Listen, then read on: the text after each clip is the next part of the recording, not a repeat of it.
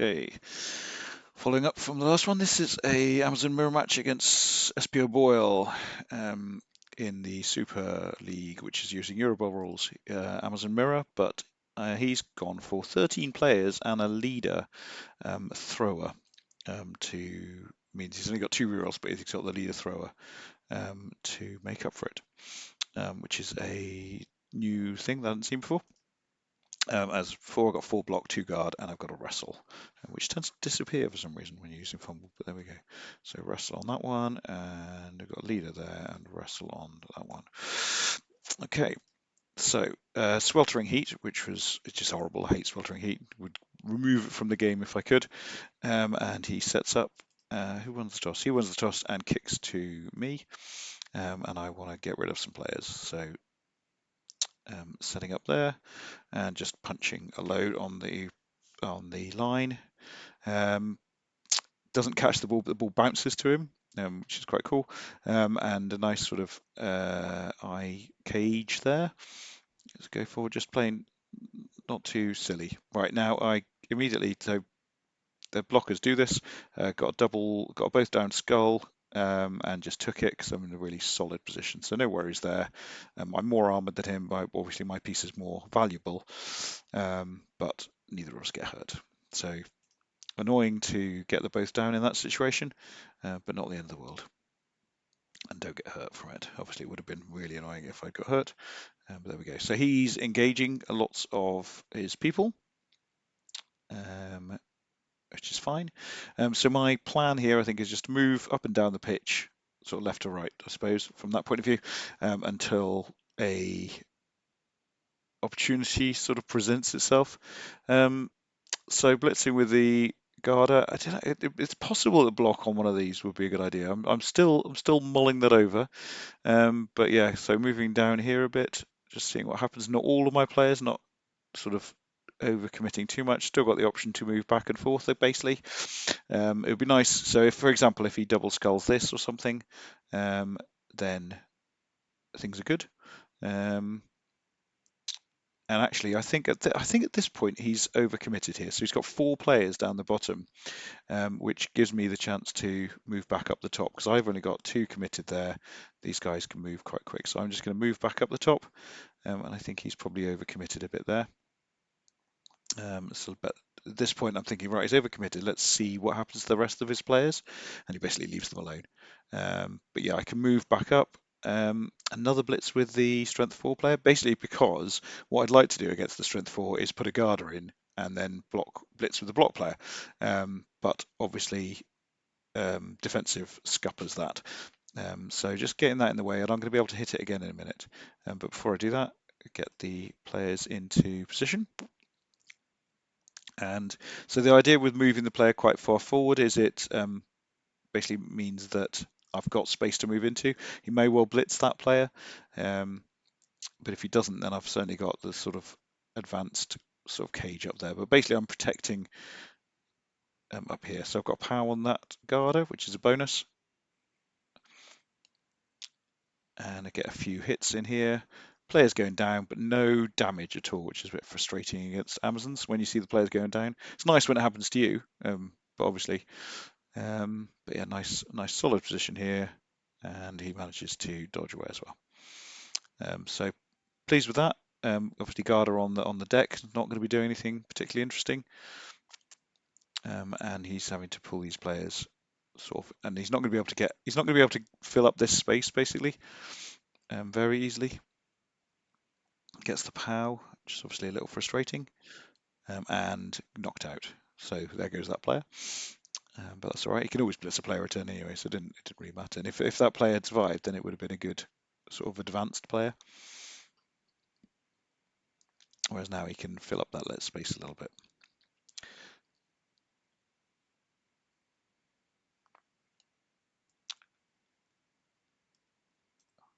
So stunned on the guard there. So that does give me a decent opportunity to sort of move up a bit. Basically, it means that next turn I should be able to do something nice. That's what the stun means. But at this point, I do make a little bit of an error. I sort of run out of players a little bit.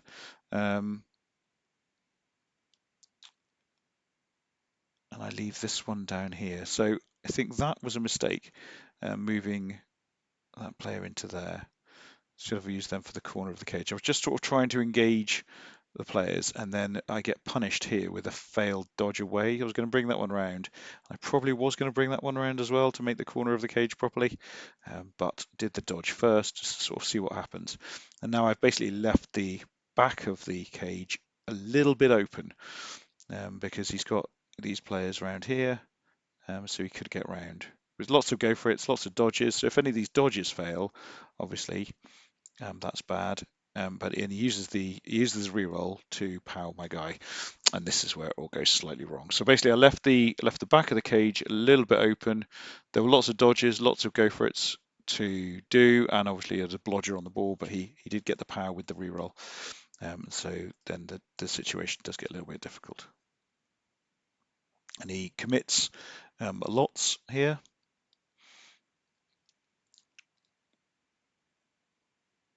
And so that was annoying, getting that skull both down there, because I was pushing onto the ball basically. So I pushed this player into here so that these make it less likely to catch it. So it's 5 up for them to catch.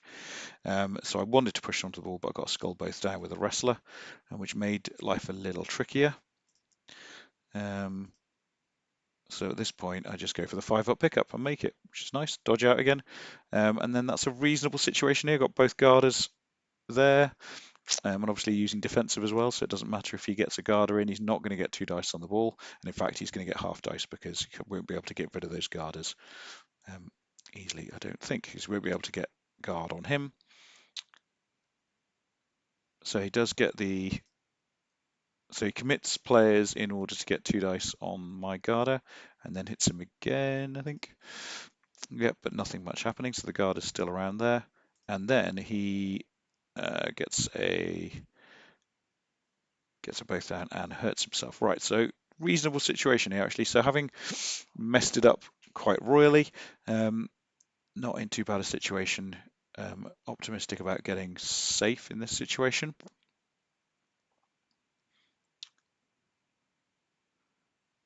Oh, actually, no, he hurt my player there, didn't he?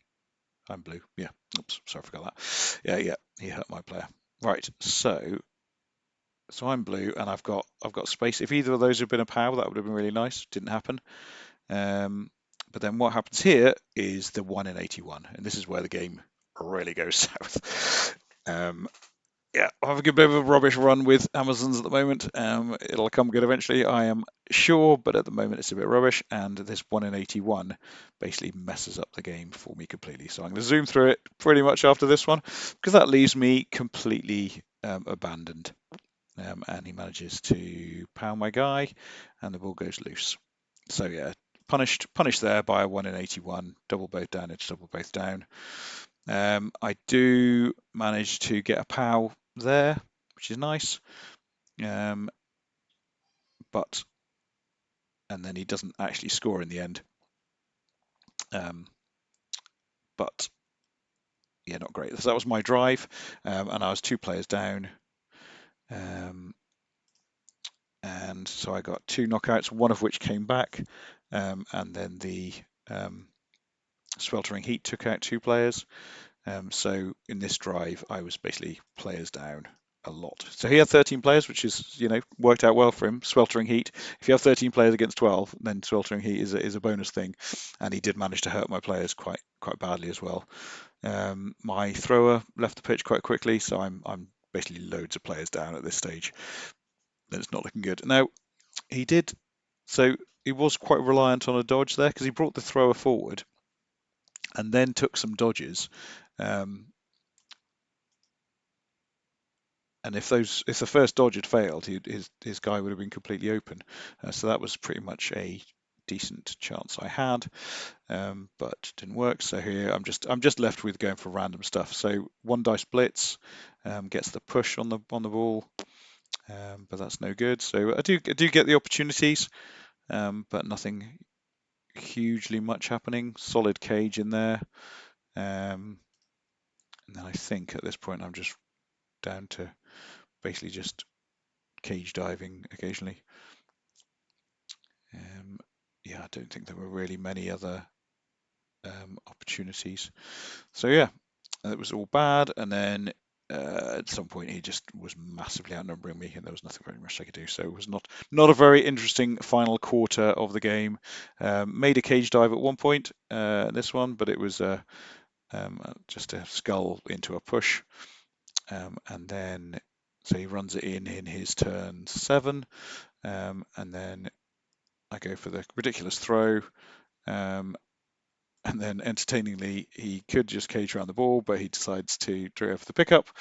Um, and then my wrestler manages to get the ball down, which bounces into free. I've got the player, but failed the dodge, so wasn't to be. So yeah, punished by 1 in 81, but sloppy play as well. I didn't need to be punished by that 1 in 81. I could have just left